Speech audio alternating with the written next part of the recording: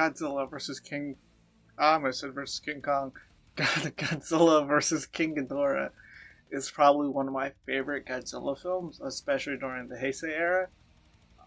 The film adds so much lore to the Godzilla mythos. It also brings back one of his greatest foes, like the title is, King Ghidorah. So, oh boy, do we got a fair amount to talk about. King Ghidorah features something I usually dislike in movies, which is time travel. I've always viewed time travel as a bit of a mess, because it is. It just leaves open so many questions and not many answers for most films or TV shows or properties that use it. But this film handles it pretty smoothly. It shows off the reactions to time travel and how it can completely change the outcome or make things worse, even though you're trying to make things better. Stuff like that, which a lot of sometimes time travel shows, movies, comics don't really, show that stuff.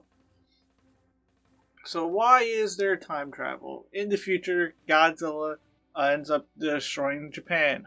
What a shock. So people from the future plan to go back before Godzilla became, well, Godzilla, and remove him from the picture entirely. So, for better context, Godzilla has somewhat of a new lore. He's still radioactive, he's still a creature from nuclear testing, and basically Godzilla, before it became Godzilla, was a Godzillasaurus. Real original name. And basically what a Godzillasaurus is, it's a dinosaur. And it was a dinosaur that was long lost and found on an island by soldiers and nuclear and radiation, and he became Godzilla. So essentially, the time travelers want to just remove Godzillasaurus from the equation and just get him away from the radiation and call it a day. And of course, that backfires, because that accidentally leads to the creation of King Ghidorah, Godzilla's greatest foe, which also leads to some pretty neat destruction scenes, which shows that, time travel is always a bad idea. And there's a lot more to it. There's twists and turns, and there's backstabbing, and the human aspect is actually really good in this, but I'm not going to spoil it, even though it's a movie 30 years ago. But the film also shows that you can't keep Godzilla down. He always finds some way to return, and he always finds some way to put the beat down on another monster. Or, for example, in this, King Ghidorah.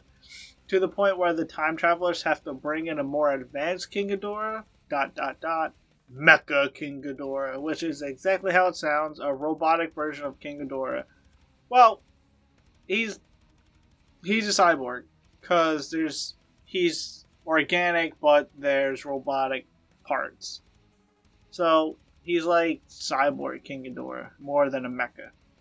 And it's actually a pretty clever design, and it's smooth, and I like it. There's a lot I left out, because I don't want to spoil anything, because this film is really that good.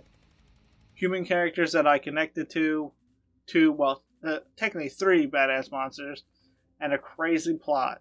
I really enjoy this, and I hope you really dig this film too. But like always, thanks for watching. I hope to see you again, and have a stellar day.